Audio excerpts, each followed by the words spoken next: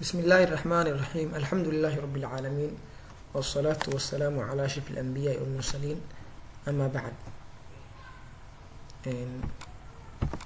maan ardayda qiimaha leh waxaad kusoo dhawaataan cashir cusub kaasoo ku saabsan maadada chemistry-ga. waxaan soo jeedinayaa cashirkan anigoo ah ustaad Liibaan Yuusuf Cali. maadadan waa chemistry, ciwaankeena waa scientific method. waa cashirka labaad ee maadada chemistry-ga fasalka form 1-ka manhajka cusub. marka maanta waxaan diraasayn doonaa ciwaankan oo ah scientific method. marka scientific method waxaa loola jeedaa hanaanka cilmiyeysan. si fiican waa u sharxi doonaa, gudaha ayaan usii galaynaa. marka hore lesson objectives ayaa jiro, ahdaafta cashirka.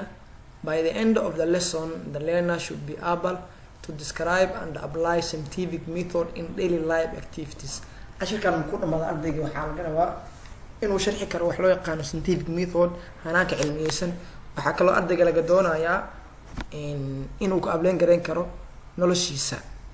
wuxuu maalinta sameynayo waa inuu ku ableen gareyn karo scientific methodka. waa maxay scientific method? maxaa loola jeedaa? maxaan maanta cashirkan u qaadanaynaa? su-aalo badan ayaa jirto aan isweydiineyno. marka dhammaan waxaan ugu jawaabeynaa su-aalahaas cashirkan gudihiisii. scientific method saan ku sheegno waa hanaanka cilmiyeysan. waa habkaas oo inta badan lagu raadinayo jawaab cilmiyeysan. anaga haddaan nahay ardayda iyo qof walba bini-aadan ah, wuxuu maalin kasta is-su-aalayaa ama isweydiinayaa su-aalo badan iyo wuxuu doonayaa jawaabo. jawaabahaas iyo su-aalahaas sababta uu doonayaa waxay tahay inuu wax ka ogaado adduunkan iyo wax walba adduunka yaalo. su-aalaha isweydiinayna waxaa kamid ah jeestu maxay ka sameysan tahay, energy-ga jirkeena ku jira xagguu ka imaaday, balaastigta maxay umiri weyse. wuxuu dhaha everyday, maalin kasta we ask waxaan isweydiineynaa questions, su-aalo, and seek waxaan dooneynaa answers, jawaabo, to organize and make sense of the world around us. saan wax uga ogaano koonkaan nagu hareersan. su-aalaha aan isweydiinayna waxaa kamid ah what are the chalk made up of? jeestu maxay ka sameysan tahay? ilan maalin walba waxaan arkaynaa jeestu cashir lagu qoraayo. marka waxaan su-aalaha aan isweydiinayna waxaa kamid ah jeestan maxay ka sameysan tahay? waxaa kaloo kamid ah su-aalaha la isweydiinayo where does the energy of the body came from? xaguu ka imid energy-ga jirkeena ku jiro ama tamarta jirkeena ku jirta xaggay ka imaada? su-aalaha kale waxaa kamid ah aan isweydiinayna tusaale aan usoo qaadanay why plastic do not rust? maxay u mari weysay plasticta? marka si aan su-aalahan uga jawaabno waxaa jiro hab loo marayo. habkaasa waxaa lagu magacaabaa marka scientific method oo ah ciwaanka maanta aan sharxi rabno. to answer aan uga jawaabno these questions, su-aalahaas and more iyo kuwa badan, we use waxaan isticmaalaynaa a systematic process, hab haweysan kolad lagu yeero ama lagu magacaabo scientific method, hanaanka cilmiyeysan. hanaanka cilmiyeysan oo maxaa tahay marka? scientific method is a set of procedures that the scientists follow in order to gain knowledge about the world. Scientific method is a set of procedures. waa nidaam habaysan nidaamkaasoo the scientists, culimada saynisyahanada, follow ay raacayaan in order to gain, say usoo helaan knowledge, aqoon, about ku saabsan the world, koonka. scientific method waxaa la lahaa waa hanaan ama dariiq ay marayaan culimada iyo qof walba wax baarbaarayo si u helo aqoon. haddii tusaale aan soo qaadeen waxaa kamid ah jeestu maxay ka sameysan tahay? haddii maanta aan raadino aan baabaarno waxyaabaha jeesta ay ka sameysan tahay, aan soo helno wadad aan u qaadno ama aan u marne, ayaa waxaa loo yaqaanaa scientific method. marka qof walba ayaa wadadaas bari karo. waxaan laga yaabaa maalin kasta anaga lafteena in aan sameyno laakiin aanan ogeyn wadada aan marayno waxay ahayd. hadda ogow marka wax walba aad baarbaarayso, jawaab walba aad raadinayso, markii aad raadinayso wadadii aad marayso waxaa loo yaqaanaa hanaanka cilmiyeysan. qeexidiisna waa kaan a set of procedures waa hab ama nidaam habaysan daadkaasoo the scientists culimada follow ay raacayaan in order to gain se u helaan knowledge aqoon about ku saabsan the world koonka. waxaa jirto markii la sameynayo hanaanka cilmiyeysan ama markii la maraayo waxaa jirto dhowr tilaabo la qaadayo. tilaabahaasi ayagoo kooban waa kuwaan, ayagoo qeexsan oo inuu imaanayaan. kow waxa la sameynayo waa observation. qofka tusaale data aan ku soconaynaa oo just ahead oo just maxay ka sameysan tahay. marka hore waxaan sameynay waa aragnay just waan fiirinay. fiiristaas aan ku sameynay indentaas aan ku sameynay waxaa loo yaqaanaa observation. anagoon fiirin ama aan maxaa la indan ku sameynin ma soo baari karna jawaabtaasi. marka hore sheyga aan rab inaan soo baarno waa inaan aragnaa. aan ku sameynaa observation. kow waa in la sameeya observation, sheyga waa in la arkaa, la indhendeeyaa. kadib observation markaan sameyno su-aal ayaan iska weydiineynaa marka oo ah muxuu bahalkaan aan aragnay uu ka samaysan yahay, ama jestan maxay ka samaysan tahay. just waa aragna waa fiirinay, su-aalaan iska weydiinaya marka. kow waxaan sameynay observation ayaan sameynay, kadib su-aalaan iska weydiineynaa marka oo ah maxay jestu ka samaysan tahay. su-aashaas markaan isweydiino wax baa nagu soo dhacaya marka maskaxdeen waxaa kusoo dhacayo talo imay kan ka samaysan tahay, maya imay kan tahay. xoogaa waxaad umaleysaa waad qiyaasaysaa, qiyaas xoogaa aqoon ku dhehana sameynaysaa. inaad tusaale just waxay ka samaysan tahay calcium carbonate ka samaysan tahay. marka xoogaa waxaad nidaada ku dhehaysaa just talo imay ka samaysan tahay elements sida oxygen iyo carbon iyo calcium. waa isweydiida marka waxaa samaysay mala awaal ayaad samaysay, waa wax baad u malaysay. marka maladaas iyo mala awaalkaas aad samaysay waxaa loo yaqaanaa hypothesis. waa wadada labaad aan qaadanin. kow waxaan sameynay observation, sheegii ayaan fiirinay, su-aalaan iska weydiinay, sheegaas question aan iska weydiinay. su-aasha markaan iska weydiinay kadib waxaa inoo soo baxday jawaab aan umaleynayno, marka waxaa loo yaqaanaa hypothesis, mala awaal. kadib markii aan xoogaa wax u malaynay, aan mala awaal sameynay, waxaa la sameynayaa kadib experiment wax loo yaqaano. waxaa la sameynayaa wax loo yaqaano experiment oo ah tijaabo. wixii aan u malaynay ayaan ku tijaabinaynaa marka. jeesadii waa fiirinay, waxaan ku sameynay observation ayaan ku sameynay, hypothesis ayaan sameynay, wax baan u malaynay inay ka samaysan tahay. marka wixii nidaada soo galay aa ku fikirta aa u malaysay inay ka samaysan tahay ayaad soo qaadaysaa. inaad tusaale waxaan dhahnay just waxay ka samaysan tahay carbon, calcium, oxygen. waxaan sameynaynaa marka carbon iyo calcium iyo oxygen ayaan soo qaadaynaa, waa tijaabinaynaa marka waa isku daraynaa. marka waxaan sameynay tijaabo ayaan sameynay. maxaan sameynay tijaabo, waa experiment. marka tijaabo markaan sameyno waxaa inoo soo baxaya marka wax loo yaqaano theory oo ah aragti. marka qaar waxaa inoo soo baxaya law oo ah qaanuun ama sharci. theory inoo soo baxaya waxay tahay waxaan ogaaneynaa just waxay ka samaysan tahay, waa aragti. tusaale kale haddii aan soo qaadano theory waxaa kamid ah cell theory oo kale. intaan lasoo saarin theorygaas waxaa lasoo maray observation ayaa la sameeyey, hypothesis ayaa la sameeyey, experiment ayuu sameeyey ninka sameynaya soo saaraya cellka. kadib muxuu soo saaray theory loo yaqaano cell theory, aragtida cellka. intaan markuu soo maray ayaa waxaa usoo baxday jawaab usoo baxday. jawaabta usoo baxday waxay noqotay mid saxan. kadib wuxuu ku magacaabay marka theory ayuu ku magacaabay marka. haddii ay noqotona qaanuun ama law ayaan leenahay marka. hadday noqoto qaanuun wax sharci ah, hadday noqoto waxaan leenahay waxaan usoo baxay waa law. cell theory ayaa kamid ah, lawgan waxaa kamid ah gas law oo kale marka laga hadlayo ayaa kamid ah.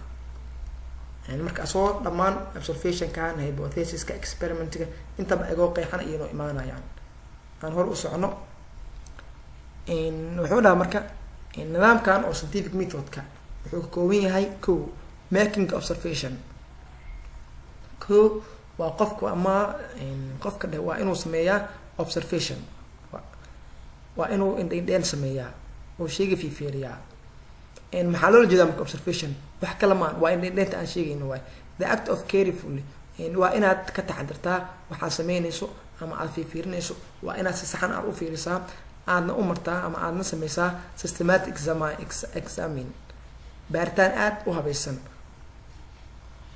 taasoo ku saabsan scientific problemka su-aasha aad isweydiinaysay oo su-aasha ku dhahan su-aashii maxaa la ahayd tusaale what is the job made up of maxay ka samaysan tahay jeesada su-aasha ahayd tusaale oo kale ayaad marka si habaysan oo taxadar leh u baaraysaa aadna u fiirinaysaa ha waxaa loo yaqaana marka making observation marka it is made qualitatively and quantitatively marka observationka wuxuu noqon karaa mid oo tayaysan iyo mid oo tiro ah mid xaddi ah tayaysan oo tayo ah leh iyo wuxuu noqon karaa mid oo tiro ah la tirin karo markii la sameynaana using waxaa la isticmaalaa the 5 sense shanta dareen ayaa la isticmaalaa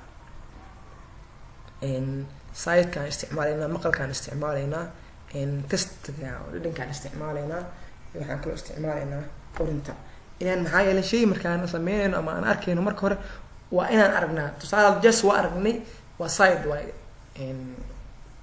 waa aragnay ama shaygaan urnay tusaale waxaan urnay barfuunkaan carfinay wuu soo carfayaa su-aal iska weydiin kartaa oo waxaa isdiin kartaa barfuunkani muxuu usoo carfayaa kadib maxaa sameynay baaritaan sameynay su-aal iska weydiisay barfuunka muxuu usoo carfay waa urisay ama waa carfisay waa isweydiisay muxuu usoo carfay su-aalka ay iska weydiisay marka waxbaa umalaynaysaa marka inay ku jiraan waxyaabo carfayo udgoona inay ku jiraan umalaynaya istaacday kadib waxaa sameynaysa tijaaba waxa aad umalaysaa soo qaadaysaa waa isku daraysaa tijaaba samaysa marka haddii waxaas ay kusoo baxaan waa guulaysato marka aragtiyaa samaysa adig ama shayaa taabatay wuxuu u noqday kuleel u noqday shaygan muxuu u noqday mid wax kulul waa soo baartay marka inta badan waxaan isticmaalaynaa marka 5 sense shanta dareemo anda equipment iyo qalabaan isticmaalaynaa markii observationka la sameynayo waxaan rajeynayaa in la fahmay observationka aan hor u socono tan labaad waa formulating hypothesis waa soo sheegnay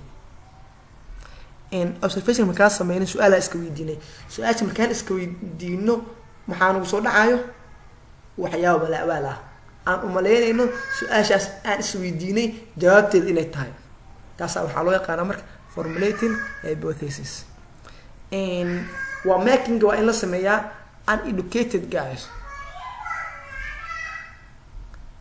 mala-awaal waa in la sameeyaa ama qiyaas ku dheehan aqoon markii la sameynayo mala-awaalkaasin waxaa loo marayaa ama lagu sameynayaa few known facts xoogaa dhacdooyin aad taqaano in aad di shayga waxba ka aqoon ma sameyn kartid laakiin mala-awaalka aad sameynayso waa inay ahaadaan xoogaa shaygaas waa ina wax yar ka taqaanaa marka few known facts waa inay ahaadaan which has not yet been proved laakiin taasoo aan ku caddayn laakiin kuma cadaaday waa qiyaas un marka it can be tested hypothesiska aad sameysay ama mala-awaalka aad sameysay waxaa lagu tijaabin karaa experiment in la sameeyo tijaabin 3 designing experiments waa in la sameeyaa maxaa la lahaa waa in la sameeyaa tijaabo naqshadaysan wixii aad u malaysay mala-awaalka aad sameysay ayaad tijaabeynaysaa marka justiyaa soo sheegnay waa aragnay waxaan su-aala iska weydiinay waxaan u malaynay inay ka samaysan tahay carbon iyo oxygen iyo calcium kadib carbon iyo oxygen iyo calcium ayaan soo qaadaynaa experiment ayaan ku sameynaynaa oo ah tijaabo experiment a procedure waa nidaam that testis kaasoo lagu tijaabeynayo hypothesis mala-awaalkii by the process anagoo u marayno habkaasoo ah collecting inaan soo aruurino information under controlled conditions waxaan soo aruurinaynaa information warbixinaan soo aruurinaynaa warbixintaasoo ah kuwa cayiman marka oo ilaalsan waa kuwa aan ku fakirayna marka experimentska proof or disprove hypothesis experimentka aad sameysay laba mid buu noqon karaa marka mid oo saxi ama caddeynayo mala-awaalka aad sameysay wuu noqon karaa wixii aad ku fakiraysay wuu noqon karaa or disprove ama ma caddeynayo oo ma noqon kara marka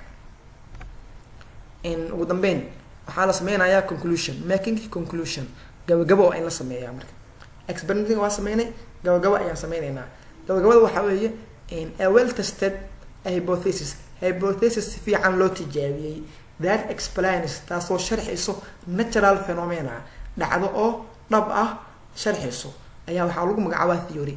marka waxa conclusionka noo soo baxay gabagabada waxay noo soo baxay tijaabada aan sameyn waxay kasoo baxay yaa waxay noqonaysaa marka theory noqonaysaa aragti. while statement jumlada that summarizes taasoo soo koobayso experimental result tijaabadii ama jawaab kasoo baxay tijaabada aan sameynay iskolat waxaa lagu magacaabaa scientific law. qaanuun waa scientific law.